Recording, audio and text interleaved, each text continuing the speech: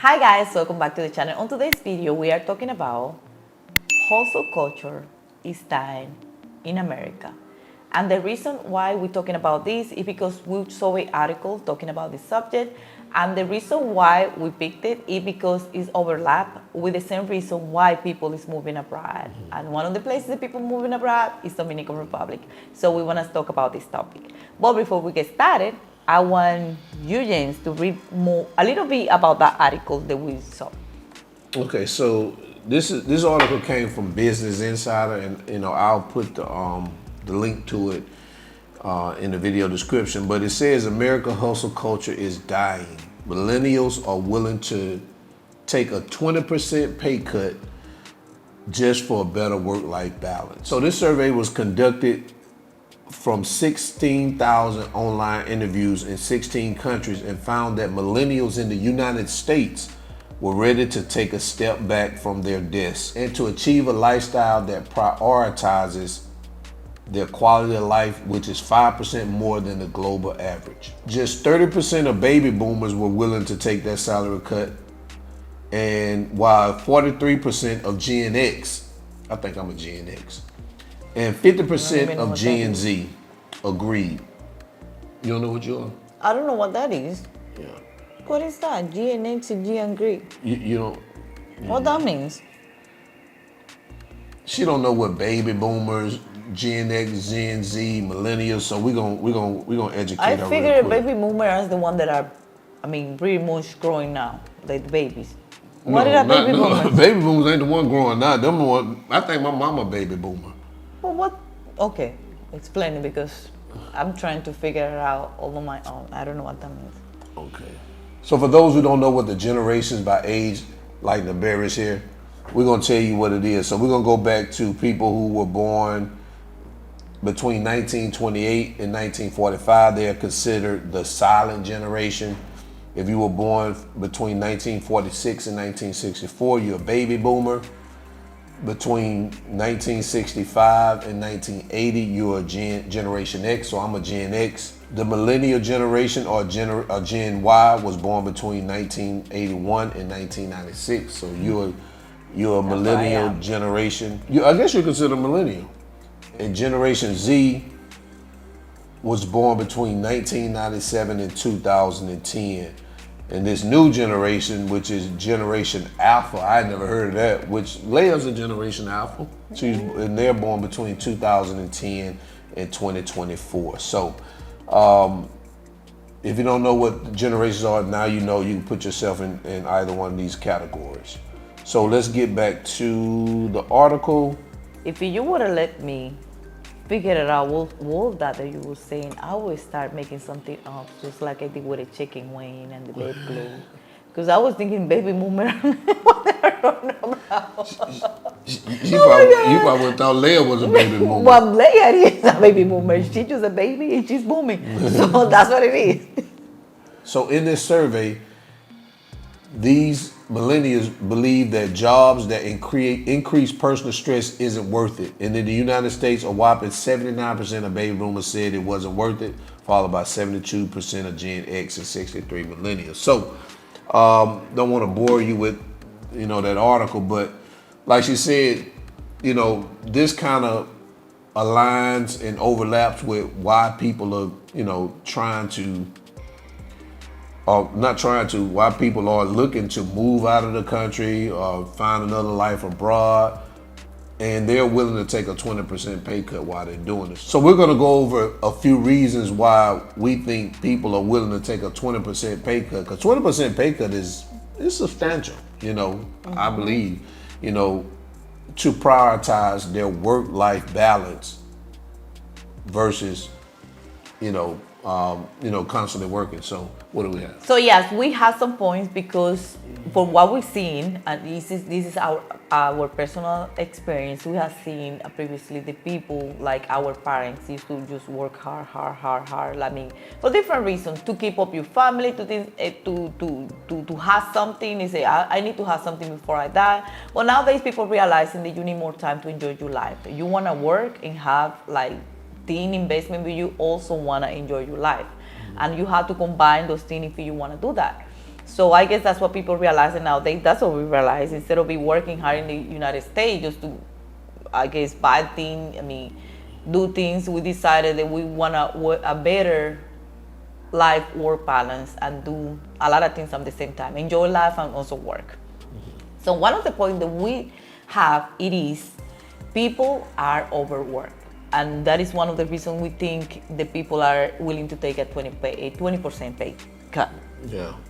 I mean, fact though. People are being overworked. Especially, well, I won't say especially because I don't know other countries, but I know in the United States, although there is a labor shortage, and some of it is because people just don't want to work, but another one is because companies are, I would just say greedy. You know what I'm saying? Making people work harder than before. Yeah, they're less benefit.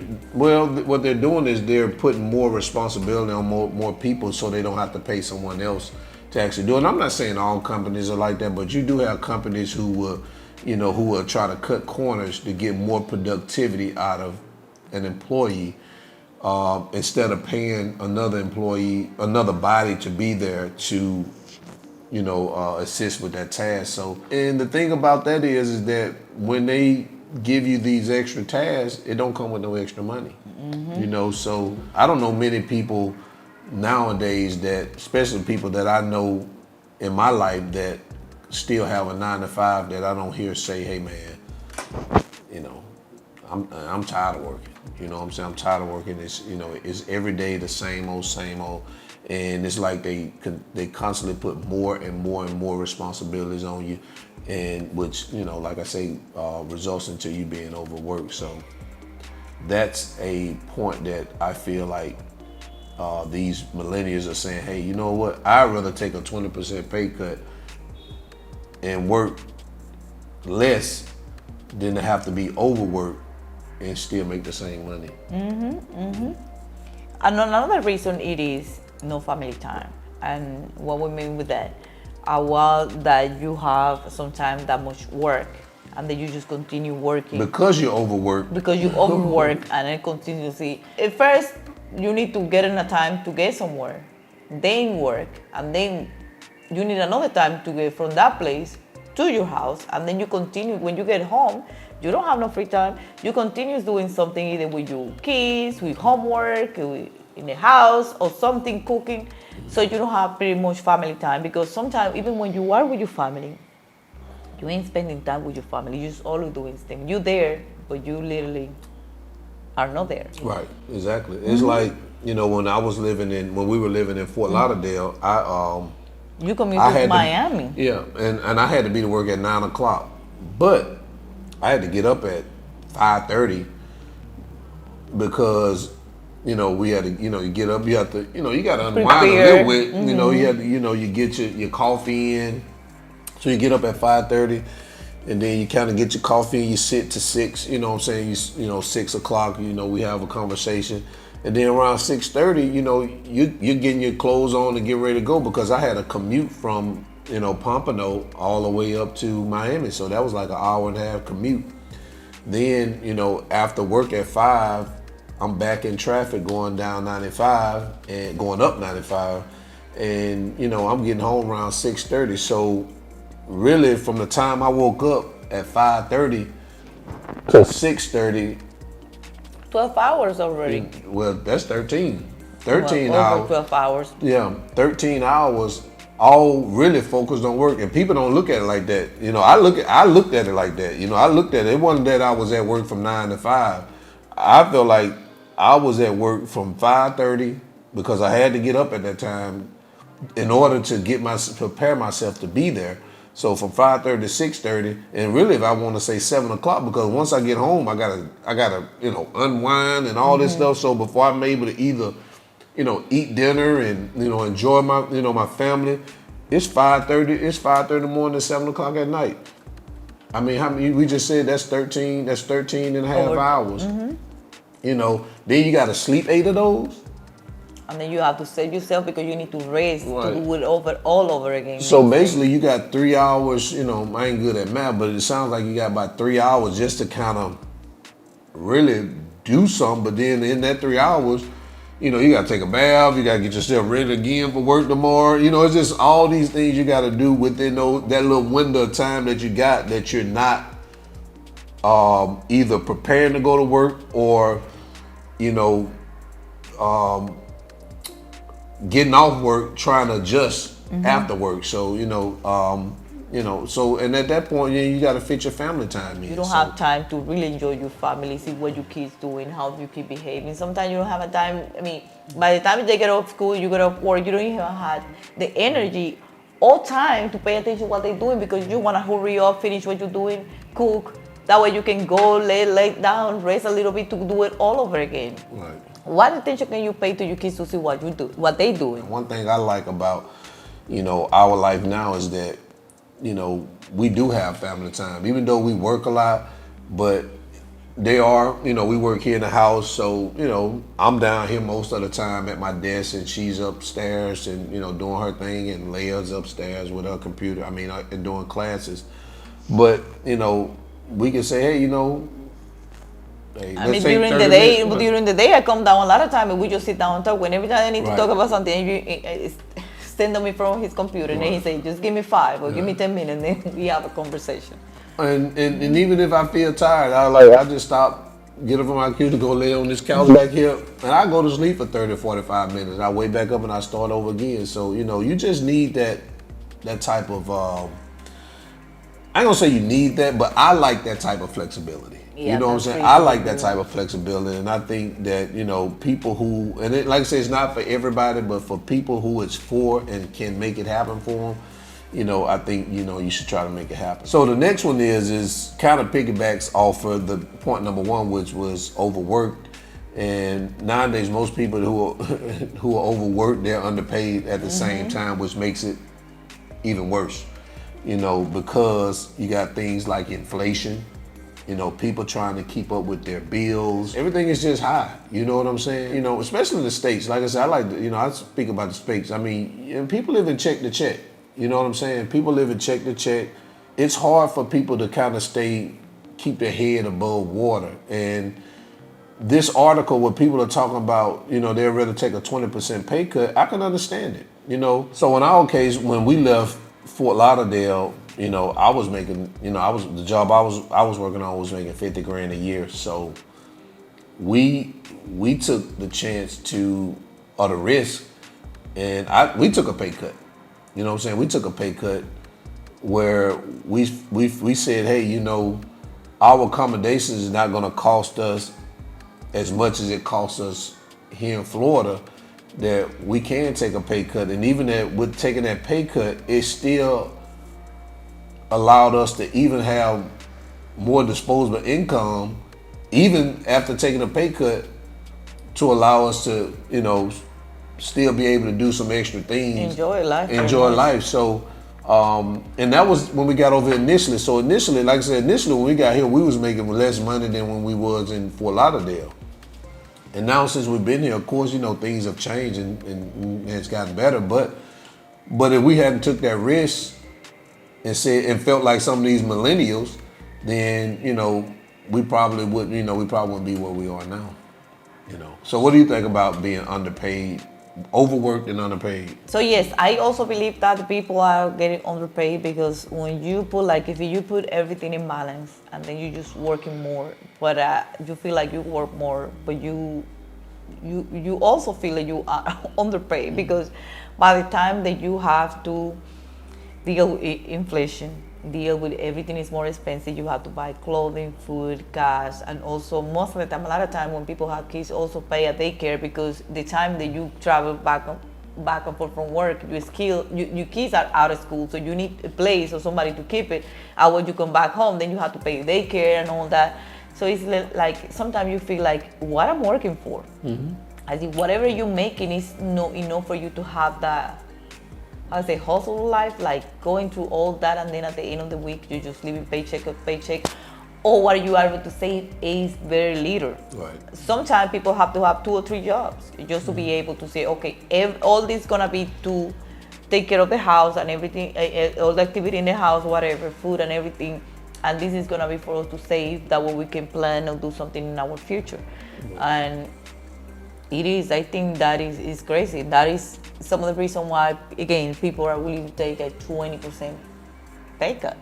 Yeah. All I say is, do the math. Do the math, because I've told people that we moved here and we made less money, but we were able to do more And live better. and save more, and people can't wrap their head around it. And to be honest with you, when I first thought about it myself, as a thought, you can't wrap it. It doesn't make sense. It It doesn't make sense until you actually do it. Right. Just hearing it doesn't make sense. But I'm telling you, if you do the math, you'll realize it makes sense. But you need a plan. You need to have a Right. plan and know what you're doing. Just how you call it when people don't have a plan? Just willy-nilly, just going on willy-nilly, just I don't know, something like that. Yeah. You just okay. She don't understand willy-nilly. No, I don't understand the willy-nilly.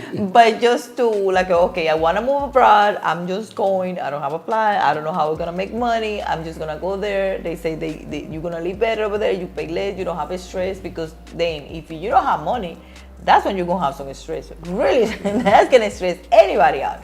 So no, we were saying that you also need to have a plan. Also get together. How would you be making money before you move? Also in saying that, you're going to get people that say, well, it's expensive in Dominican Republic. And I agree. Certain places are still expensive in Dominican Republic. However, there's still some places that are very, very affordable that you can live. And that are nice places. So it's not like, the U.S., pretty much everything is expensive over there. But there's still parts of this country where you can live and still, get a lot of bang for your buck, I would say that. Now, like I say, you're not going to come to Santo Domingo and stay in Distrito Nacional, like Naco and Piantini, and look, even though there's still a savings there, to me, you know what I'm saying? It's still a savings, but most people don't consider it a savings. Like say, we always say we pay $1,300. People say, well, that's too much. But that's like this in the state, they say. But yeah. I don't know, depending on where you live in the state, I would say, because I just seen $1,300 in where we Pompano. used to live, and we used to live in Puerto Plata and Pompano. And the first time we moved over there, we was paying. That was in 2015, 16. We was paying $2,200. That was like I would say five. Well. That was 2016, yeah. That's almost 8 years ago. Yeah. Imagine now. Imagine how it's right now. I can even imagine being in the first building that we live probably be at $3,000 rent now. So no, it's not the same. Them places that we usually deliver them groceries in Pompano, Man. them places were $1,300. We stay in a place now that's $1,300, and I'm just saying that people saying that's too much, but to me, that's still even better. But what I'm saying is that you can find, but we also stay in Naco and in Distrito Nacional. But you can also find places that are not in typical Dominican neighborhoods that are no. Or even Santo Domingo, Este, not even typical, just outside the city a little bit, and you still can find something for a very reasonable price. So, let's say for the $500-600. And depending on the building that you want to you live. can still find something for $800 here. That is nice. Where in the world that you're gonna find, especially in South Florida, for $800? I've seen things here for $900 for I think rent. a room you can find at that price. Right. I've seen places here for $900. They're unfurnished. And in Naco, and one then bedroom. Naco and Piantini, one bedroom for $900. You're not gonna find that anywhere in the U.S. Period, especially in a major metropolitan city. Yeah. Right. Because I don't know. It's Sure, small town, yeah. but major city, you ain't gonna find that. You want to be in Wyoming? You're gonna find somebody in Wyoming. Montana. No. Oh, I got on my Yeah, fan. no, don't. You don't know who man, is somebody from Wyoming. From Wyoming. Yeah. I don't even know how. I've never been there, but it's like going to when you tell somebody you want to live in Boichio. I'm from Boichio. Yeah. You know who I I'm go a there fan on vacation, Wyoming? I'm a fan Kanye. Kanye gonna come on. You know Kanye crazy anyway. Kanye gonna, I'm a fan him. What you talking about? I got a whole compound in Wyoming, So anyway. Okay, yes. Yeah. But yeah, it's prices, and I would say rent is still very much better than a lot of places like we mentioned before. Yeah. So when you're overworked, you don't have any family time, you're underpaid, what's next? But you're gonna get a lot of stress. A lot of stress. That's another reason. People That's are getting very stressed out and very stressed. Back in the day, that it was not a reason for people to be, oh, I'm sick because I have a lot of stress. But nowadays, that's a really issue on people getting a lot of stress for anything. Stress can cause a lot of things. Your skin can get damaged. You can be losing your hair. It's a lot of things. Sicknesses. Yeah, the sicknesses that get involved when you are under a lot of stress. So that is a real thing. Right. So when your reality don't align with your expectations, that's when stress is caused. So, like say, it can cause a lot of health problems, and you can see in the United States where these people are just they're picking up guns.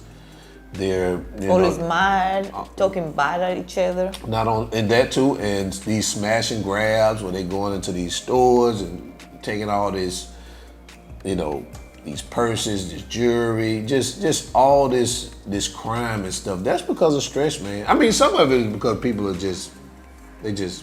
They're idiots. Yeah, that. But a lot of some of it also is contributed to that. People just can't seem to find a way to get their head above water.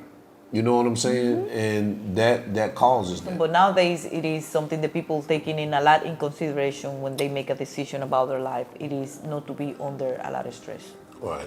Because I would say from my experience, our experience is that, when I was when we was in Fort Lauderdale, I felt I was under a lot of stress in the beginning because when we left here, we had closed the restaurant down.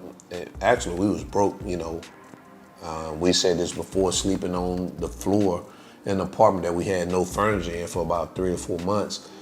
And I felt a lot of stress. We were working. I was working at the fire department in Davie, and I leave there and I go clean a school for an hour or two, whatever. Well, however long it took me to clean the school. Then when I leave the school, I'll go to the rental car company, 6 in Fort Lauderdale, and I'll clean that. So I'll be at work from, 8 o'clock in the morning, and I won't get back home to about 8 o'clock at night. But one thing that helped me out, after so much of that time I was doing that, is that I knew I had a plan, that I was doing it for a reason, a purpose to able to, get myself back into a position where we able to, live the lifestyle we want. And the problem with a lot of people when it comes to stress is that they don't have a plan. So when you're frustrated, when you're doing things over and over and over, and you're just doing it and you have no idea why you're doing it, that makes the stress even worse. But I knew while I was doing what I was doing, and it was to get back on our feet so we were able to, do the things that we had planned to do, like, move back over here. So one way to relieve some of the stress that you got, and I say that's going to alleviate all of it, because sometimes you're doing it and you still don't see any type of progress, and you're saying, so while I'm doing it, but you just got to continue at it and make sure you keep that vision, in the forefront of your mind, while you're going through your routine. So to help alleviate some of that stress, man, because like I say, stress will kill you. Stress has killed a lot of people. If you have a plan, like you're getting used a lot of stress because you have a lot of work, but also you have a purpose. You know that you're doing it for something. Okay, this is what I'm doing for a year. I don't care. I'm tired, but I'm going in there. I'm gonna make it. That if you just mentally you are ready to do something that it don't gonna allow you to the stress kill you. Yeah. Because you have a purpose now. See you doing it and doing every day just with no purpose, no reason. That's what you say. Oh my God. I mean, and you don't talk about it a lot, but I'm saying what I was doing, but what you was doing, you was working at the recruiting restaurant. I mean, recruiting restaurant, but you were recruiting, and then you'll come home, and then you'll change into your Dunkin' Donuts uniform, I was and you'll go working across the part-time. street. At that time, we staying across the street from Dunkin' Donuts. She'll run across the street, and she was working part time at Dunkin' Donuts. I had 3 jobs. She had 2 jobs. So, And you then know, at some point I was doing events. With And those then you- events that you and work then with catering, events on the I was weekend, doing right, events so- on weekends. So it was different things that we were doing. It was very stressful and a lot of work. yeah. But as long as you know why you're doing it, that'll help alleviate some of the stress. But that's again why millennials are now saying that, hey, you know, I take a 20% pay cut, and I'm gonna tell you, being here now. To me, I don't, you know, the stress for me now is different. You know, I think you're always gonna have stress, but it's just the type of stress. You know what I'm saying? Now it's more like, for me, it's like, hey, I gotta get this done because I got clients, or I gotta do this because I gotta make sure I keep keep everything, the money coming in and things like that. But it's not the stress where it feels like, why the hell I'm doing this? I know why I'm doing it. You know what I'm saying? I know I'm doing it because I wanna. You know, I want to live in this nice place. You know what I'm saying? But it's not because that I don't know why I'm doing it. So for me, the stress is different, and I tell her all the time, man, it ain't no reason for me to complain about nothing. I don't complain about nothing. You know, for me, everything. For me, I love everything about where I am now in life. That's to me, I love it. Not that I plan to stay in this position, but I know that it's a stepping stone for me to get us to the next level. So I don't have nothing to complain about. I get up every morning, and my hardest decision is that Go to the gym. well, not that what floor, which one of my balconies I'm gonna drink my coffee on. I'm gonna drink it on the eighth floor, or I'm gonna drink it on the ninth floor. That's my hardest decision in the morning. Man, I'm flexing, ain't I? The same thing. I have no reason to complain about it. I mean, I would say that when we was about to come back, I did have a lot of stress because of also living in 2015. When we closed the restaurant, it was difficult, and then come back and say, oh my God, I hope that we're doing the right thing, that we don't have to go back to the state. And things like that, which you keep in your mind, because when you're moving, you have stuff. This thing, even if you don't want to, unless you have a whole lot of money that you just floating in money, you don't have to worry about nothing. But you always have that in your mind. But then after I got here, we do what we do, and everything is flowing correctly. I don't have none of this stuff go to my mind. If I have to think, if something ever happen, I have to go back. Well, I would just have to go back, but I'm very happy right now. I don't think that's gonna happen, but you never know what's gonna happen in life. But right now, none of that is on my mind. Right. Yeah, I agree. Yep.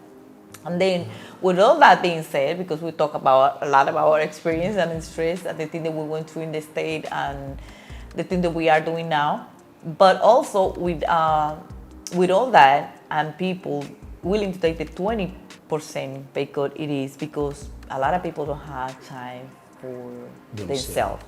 And that is that is another very big thing, because a lot of people have family. You have family. You already talk about when you used to go to in Fort Lauderdale to travel to Miami, do all that 2 or 3 jobs when you have to do that. But when do you have time for yourself? And then you need to have time for the family. We're talking about family time, but when do you have a time for yourself?